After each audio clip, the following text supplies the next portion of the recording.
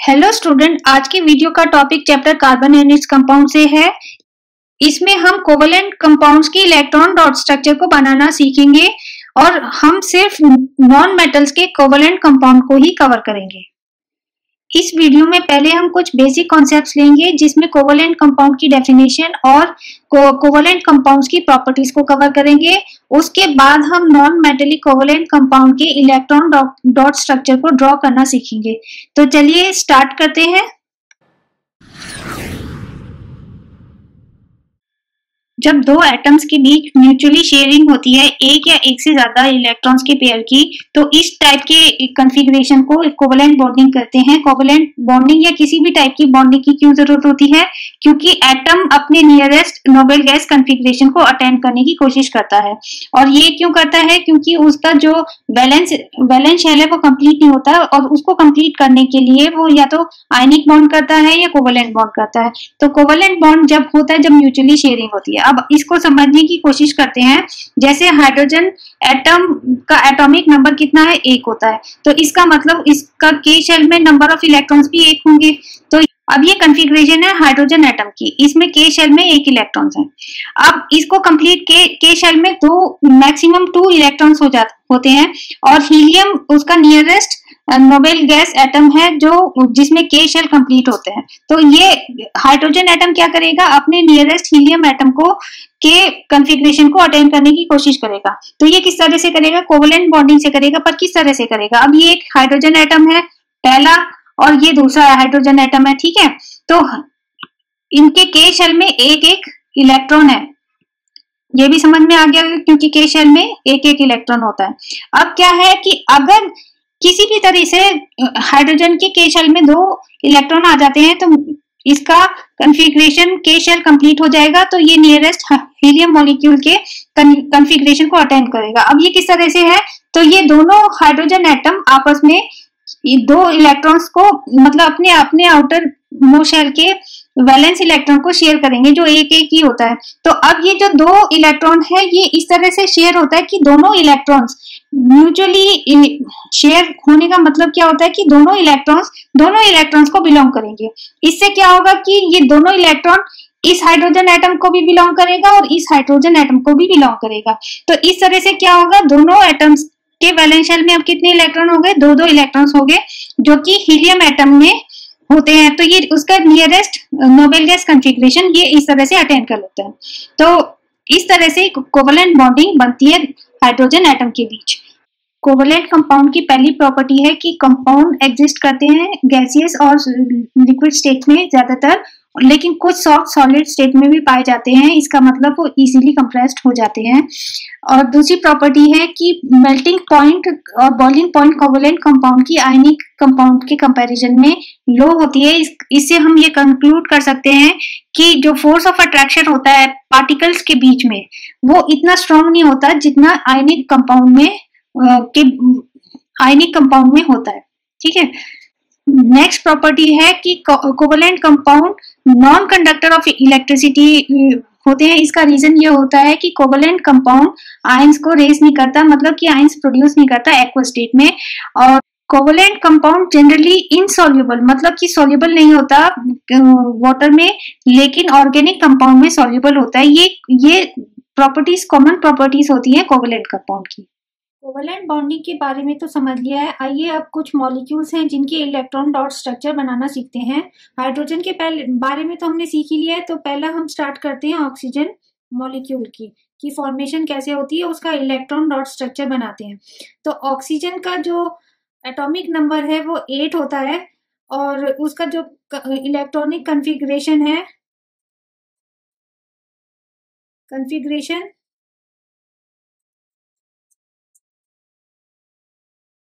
वो 2,6 यानी कि 6 इलेक्ट्रॉन्स हैं उसके वैलेंस शेल में। अब ऑक्सीजन को अपना ऑक्टेट पूरा करने के लिए 2 इलेक्ट्रॉन्स की जरूरत है। अब ये पूरा कैसे करेगा? ये 2 ऑक्सीजन के एटम आपस में दो पेयर इलेक्ट्रॉन्स की शेयर करेंगे जिससे दोनों ऑक्सीजन एटम के ऑक्टेट कंप्लीट हो जाएगा। देखिए कैसे। ऑक्सीजन का ये वैलेंस शेल है जिसमें 6 इलेक्ट्रॉन्स है। तो ये पहला एटम है जिसमें 6 इलेक्ट्रॉन है और इसी तरह से ये दूसरा एटम है जिसमें 6 इलेक्ट्रॉन्स हैं। तो आपस में ये बॉन्डिंग करेंगे और 2 पेयर इलेक्ट्रॉन्स के शेयर होंगे। और वो किस तरह से शेयर होंगे, वो इस तरह से बनाएंगे कि ऑक्सीजन का ये पहला एटम और ये दूसरा एटम है ऑक्सीजन का, हमने 2 पेयर जो शेयर करेंगे वो सामने लिख दिए और बाकी 4 इलेक्ट्रॉन दोनों एटम्स के ऊपर नीचे बना देंगे। ठीक है, अब हर एटम के 6 इलेक्ट्रॉन्स हैं, इसके भी 6 और इसके भी 6, लेकिन ये 2 पेयर इलेक्ट्रॉन के शेयर होंगे दोनों एटम्स के साथ। तो ये एक के साथ शेयर होगा और ये दूसरे के साथ शेयर होगा। अब इस तरह से क्या होगा, ये दोनों पेयर दोनों एटम को बिलोंग करेंगे। अब इस तरह से क्या होगा कि दोनों एटम का ऑक्टेट कंप्लीट हो जाएगा। देखें कैसे, इस एटम में अब 8 इलेक्ट्रॉन्स हैं, 1 2 3 4 5 6 7 8, इसके भी 8 इलेक्ट्रॉन्स हैं, 1 2 3 4 5 6 7 8।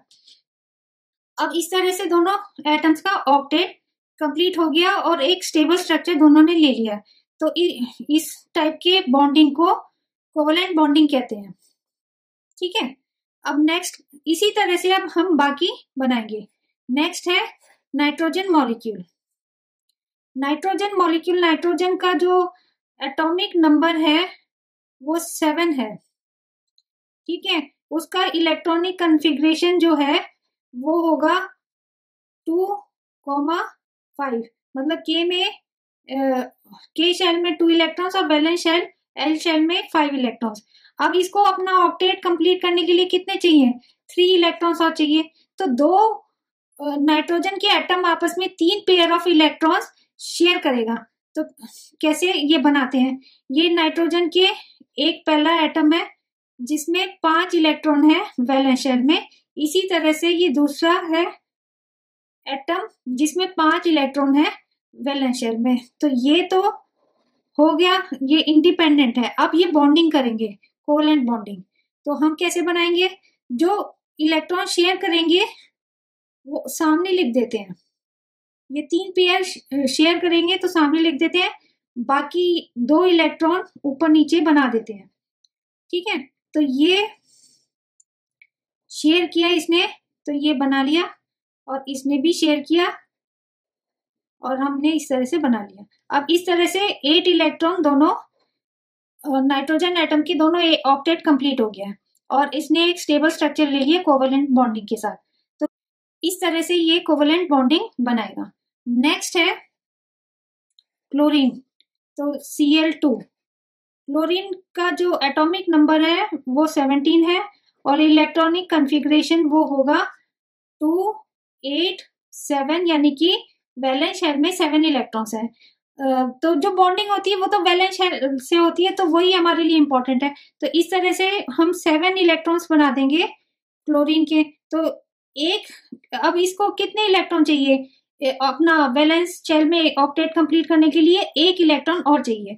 तो 1 इलेक्ट्रॉन जो शेयर करेगा वो हम आगे बना देते हैं और इस तरह से 7 हम दिखा देते हैं एटम में इलेक्ट्रॉन्स। ठीक है, इसी तरह से हम दूसरा बना देंगे। इसके भी 7 इलेक्ट्रॉन्स हो गए वैलेंस शेल में, हमने दिखा दिया। अब ये आपस में दोनों क्लोरीन के एटम आपस में कोवलेंट बॉन्डिंग करेंगे। तो यहाँ पे क्योंकि 1 इलेक्ट्रॉन कम है दोनों, तो ये एक पेयर ऑफ इलेक्ट्रॉन्स ये आपस में शेयर करेंगे। तो किस तरह से, तो ये क्लोरीन है और ये दूसरा क्लोरीन एटम है जो ये पेयर ऑफ इलेक्ट्रॉन शेयर करेंगे और इनके 7 इलेक्ट्रॉन्स हम दिखा देते हैं। ये 7 इलेक्ट्रॉन्स हो गए। अब ये शेयर जो है एक पेयर करेगा तो हम उसको एनक्लोज कर देंगे हर दोनों एटम के साथ, दिखाने के लिए कि ये शेयर हो रहे हैं। तो इस तरह से एक चीज रह गई है, यहाँ पे क्या है कि बॉन्ड स्ट्रक्चर नहीं बनाया है। तो बॉन्ड स्ट्रक्चर किस तरह से बनाना है कि 2 पेयर, मतलब जितने पेयर ऑफ इलेक्ट्रॉन्स है उतने पेयर ऑफ लाइंस हम खींचेंगे। तो ऑक्सीजन का जो बॉन्ड स्ट्रक्चर है 2 पेयर यहाँ पे शेयर हो रहा है, तो हम इस तरह से बनाएंगे। अब नाइट्रोजन का बॉन्ड स्ट्रक्चर कैसे बनाएंगे, 3 पेयर ऑफ इलेक्ट्रॉन शेयर हो रहे हैं तो 3 लाइन खींच लेंगे। तो यहाँ पे ये नाइट्रोजन एटम है, और क्लोरीन में क्योंकि एक ही है तो एक हम दिखा देंगे। तो इस तरह से ये क्लोरीन एटम भी हो गया। नेक्स्ट हम मीथेन करते हैं, CH4। ठीक है, तो मीथेन कैसे होगा? मीथेन में कार्बन की जो एटॉमिक नंबर है वो 6 है, और तो इलेक्ट्रॉनिक कन्फिग्रेशन हमारा हो जाएगा 2,4। तो वैलेंस शेल में 4 इलेक्ट्रॉन है, कंप्लीट करने के लिए कितने चाहिए? 4 इलेक्ट्रॉन इसको कार्बन एटम को अपना ऑक्टेट कंप्लीट करने के लिए चाहिए। और हाइड्रोजन एटम का तो पता है कि एक का एटॉमिक नंबर 1 है, और के शेल में एक ही इलेक्ट्रॉन है, एक इलेक्ट्रॉन होता है। तो अपना ये के शेल कंप्लीट करने के लिए एक इलेक्ट्रॉन की जरूरत है। तो अब ये किस तरह से बॉन्ड करेगा? तो कार्बन के 4 इलेक्ट्रॉन है वैलेंस शेल में, ये इस तरह से दिखाएंगे। अब हाइड्रोजन के वैलेंस शेल में एक इलेक्ट्रॉन है, तो हम इसको डॉट से दिखा देते हैं ताकि हम डिफ्रेंशिएट कर सकें कि ये हाइड्रोजन का इलेक्ट्रॉन है या कार्बन का।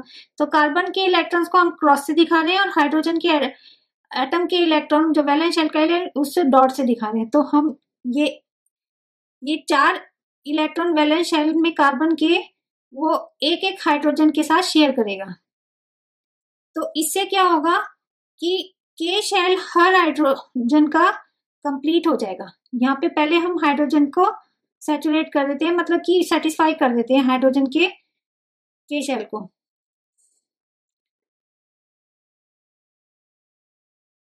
ये हो गया हाइड्रोजन का, तो के शेल कंप्लीट हो गया, इसने स्टेबल स्ट्रक्चर ले लिया। अब कार्बन का ऑक्टेट कंप्लीट करना है, तो ये क्योंकि शेयर हो रहे हैं तो ये कार्बन को भी बिलोंग करेंगे और हाइड्रोजन को भी बिलोंग करेंगे। ठीक है, तो इस तरह से हम देखते हैं 1 2 3 4 5 6 7 8 कार्बन के भी ऑक्टेट कंप्लीट हो गया। तो अगर हम इसका बॉन्ड स्ट्रक्चर बनाते हैं तो बॉन्ड स्ट्रक्चर इस तरह से होगा, एक एक पेयर शेयर हो रहा है कार्बन के एक एक इलेक्ट्रॉन के साथ हाइड्रोजन के साथ, तो ये हम इस तरह से दिखा देते हैं। तो ये बॉन्ड स्ट्रक्चर है, ये इलेक्ट्रॉन डॉट स्ट्रक्चर है मीथेन का। अमोनिया का किस तरह से है? अमोनिया का फॉर्मूला है NH3। तो अमोनिया का तो हमें पता है कि नाइट्रोजन का जो इलेक्ट्रॉन कन्फिग्रेशन है वो 2,5 है, तो इसको 3 इलेक्ट्रॉन की जरूरत है अपना ऑक्टेट कंप्लीट करने के लिए वैलेंस शेल में। और हाइड्रोजन का तो पता ही है कि एक इलेक्ट्रॉन होता है के शेल में, तो एक ही इलेक्ट्रॉन इसको जरूरत है। तो इसी सिमिलर वे में जैसे मीथेन में किया है नाइट्रोजन में भी करेंगे। तो नाइट्रोजन का हम वैलेंस शेल का कॉन्फ़िगरेशन बना देते हैं। 5 होते हैं ना, तो 5, ये 1 2 3 4 और ये 5 इलेक्ट्रॉन ये नाइट्रोजन के वैलेंस शेल में है। अब एक एक हाइड्रोजन के साथ ये शेयर करेगा। हम डॉट से बना रहे हैं हाइड्रोजन के इलेक्ट्रॉन को, वैलेंस शेल के इलेक्ट्रॉन को, और ये यहाँ पे इस टाइप से ये शेयर करेगा। तो हम देखेंगे कि अब के शेल सभी हाइड्रोजन के कंप्लीट हो गए हैं, क्योंकि हाइड्रोजन को तो एक ही इलेक्ट्रॉन चाहिए ना अपना के शेल कंप्लीट करने के लिए। तो ये तो हाइड्रोजन का कंप्लीट हो गया। अब देखते हैं कि नाइट्रोजन का ऑक्टेट कंप्लीट हुआ कि नहीं। ये जो शेयर किए हैं वो नाइट्रोजन को भी बिलोंग करेंगे, तो नाइट्रोजन के साथ एनसर्कल कर लेंगे यहाँ पे। ठीक है, अब देखेंगे 1 2 3 4 5 6 7 8। तो इस तरह से नाइट्रोजन का भी ऑक्टेट कंप्लीट हो जाएगा और ये एक स्टेबल स्ट्रक्चर बन जाएगा दोनों एलिमेंट्स का, हाइड्रोजन का भी और नाइट्रोजन का भी। तो ये अमोनिया का इलेक्ट्रॉन डॉट स्ट्रक्चर है। अब आखिर में S8 सल्फर का मॉलिक्यूल है, S8 उसका इलेक्ट्रॉन डॉट स्ट्रक्चर बनाना सीखते हैं। तो सल्फर का जो इलेक्ट्रॉनिक कॉन्फ़िगरेशन है, पहले तो उसका वो जान लेते हैं एटॉमिक नंबर है 16। तो 16 एटॉमिक नंबर है, तो इसका जो इलेक्ट्रॉनिक कॉन्फ़िगरेशन होगा 2 8 6। ठीक है, इस कि वैलेंस शेल में 6 इलेक्ट्रॉन है, तो ऑक्टेट पूरा करने के लिए 2 इलेक्ट्रॉन की जरूरत है। तो इस तरह से ये 2 इलेक्ट्रॉन्स अपने नेबर के साथ शेयर करेगा। वो हम इसको बनाना सिखा रहे हैं किस तरह से बनाएंगे। तो वो इस तरह से बनाएंगे कि 8 इलेक्ट्रॉन्स के लिए हम सर्कल कर लेते हैं। पहले आप सीखो कि क्या क्या किया है। ये 8 एटम्स हैं सल्फर के।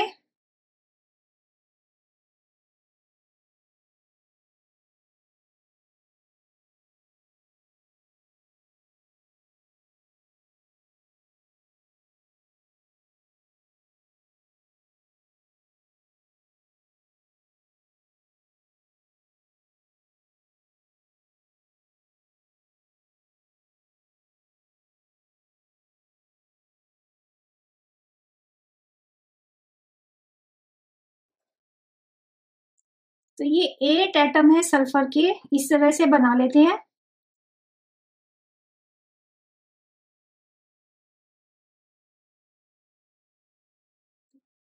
एक, दो, तीन, चार, पाँच, 6, 7, 8। ठीक है, हम क्या करेंगे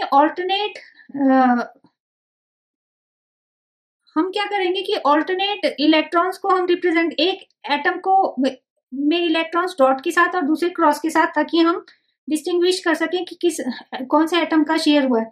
तो मान लीजिए सल्फर के 6 एटम्स होते हैं वैलेंस शेल में, तो ये यहां से स्टार्ट करते हैं। तो 1, 2, 3, 4 ये तो हो गए, और ये एक एक अपने नेबर के साथ शेयर करेगा। ठीक है, तो ये इसके 6 हो गए, 1, 2, 3, 4, 5, 6। अब एक शेयर करेगा, ये इसने शेयर किया है अपने नेबर सल्फर एटम के साथ। तो अब ये ऑल्टरनेट वाला हम क्या करेंगे, डॉट के साथ हम इलेक्ट्रॉन्स को रिप्रेजेंट करेंगे। 1, 2, 3, 4, और ये शेयर करेगा अपने नेबर के साथ। अब इसके लिए करना है, तो इसी तरह से हम इसको कंप्लीट कर देंगे। ये 6 हो गए। अब ये दूसरा नेक्स्ट का है।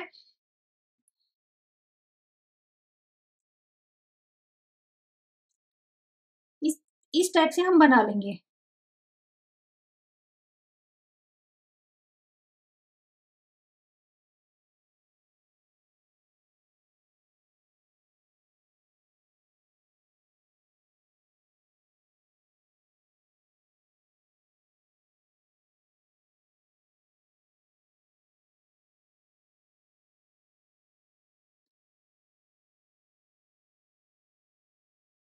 तो इस तरह से हम देख रहे हैं कि हर एटम में 6 इलेक्ट्रॉन्स हैं।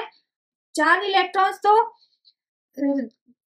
एटम है और एटम के अंदर है, और 2 शेयर हो रहे हैं अपने नेबर, एक एक पेयर शेयर हो रहा है अपने नेबर के साथ। तो इस तरह से हम एसिड का मॉलिक्यूल बनाते हैं, जो बहुत आसानी से बन जाता है। अगर इसका हम बॉन्ड स्ट्रक्चर बनाना चाहें तो वो कुछ इस तरह से बनेगा। ये शेयर होगा अपने नेबर के साथ, तो इस टाइप से होगा।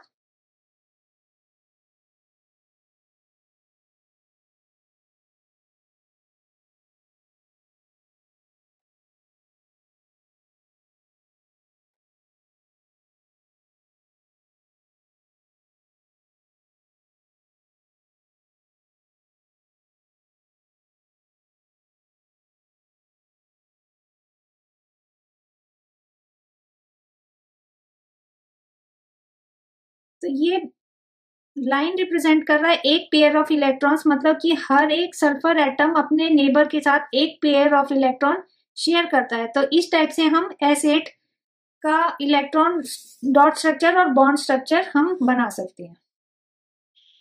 अब ये कुछ क्वेश्चंस है इस वीडियो से रिलेटेड, जिन्हें NCERT टेक्स्ट बुक से लिया गया है। आप इनको आंसर करने की कोशिश कीजिए। अगर किसी क्वेश्चन में प्रॉब्लम आती है तो इनके सॉल्यूशन का लिंक नीचे डिस्क्रिप्शन बॉक्स में दिया गया है। इसी तरह से कुछ एक्स्ट्रा प्रैक्टिस क्वेश्चन है जिनको आपने अटेम्प्ट करने की कोशिश करनी है। इसी तरह से इनके सॉल्यूशन का लिंक भी नीचे डिस्क्रिप्शन बॉक्स में दिया गया है। अब ये एक क्वेश्चन है जिसका आंसर आपने कमेंट बॉक्स में करना है। हमें बताना है कितने कोवेलेंट बॉन्ड होते हैं कार्बन डाइऑक्साइड मॉलिक्यूल में, 2, 3, 4 या 5। अगर आपको वीडियो पसंद आया है तो वीडियो को लाइक, शेयर और कमेंट कीजिए। जो चैनल में नए हैं प्लीज चैनल को सब्सक्राइब कीजिए और बेल आइकन को जरूर दबाएं, ताकि हर नई वीडियो का नोटिफिकेशन आपको मिलता रहे। इस वीडियो को देखने का आपका बहुत बहुत धन्यवाद। Thank you.